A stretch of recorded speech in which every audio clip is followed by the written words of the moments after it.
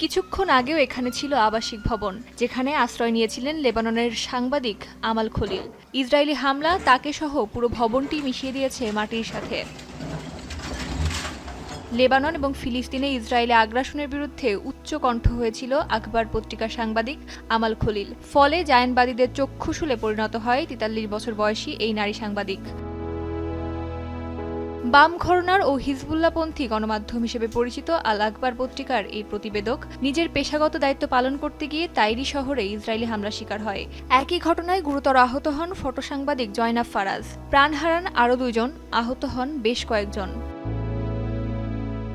সংবাদ সংগ্রহের সময় প্রথমে তাদের সামনে একটা গাড়িকে লক্ষ্য করে ড্রোন হামলা চালায় আইডিএফ। প্রাণ বাঁচাতে পাশের একটা বাড়িতে আশ্রয় নেন আমাল ও তার সহকর্মী, কিন্তু নিরাপদ আশ্রয়ও শেষ পর্যন্ত রক্ষা করতে পারেনি তাদের।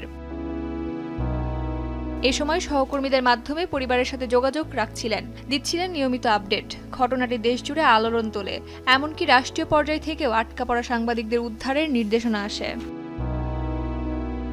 তবে পরিস্থিতি আরও ভয়াবহ হয়ে ওঠে যখন ওই বাড়িতেই চালানো হয় দ্বিতীয় দফার হামলা।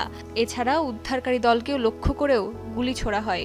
জীবন বাজি রেখে উদ্ধার অভিযানে নামে রেড ক্রস, কিন্তু টানা হামলার মুখে পিছু হটতে বাধ্য হয় তারা।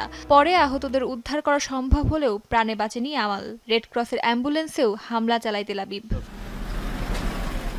তবে সাংবাদিক হত্যা ইসরায়েলের জন্য নতুন না। গত মার্চ মাস থেকে এ পর্যন্ত লেবাননে ইসরায়েলি হামলায় নিহত চতুর্থ গণমাধ্যম কর্মী হলেন আমাল খলিল। অস্মিতা বিশ্বাস, যমুনা নিউজ।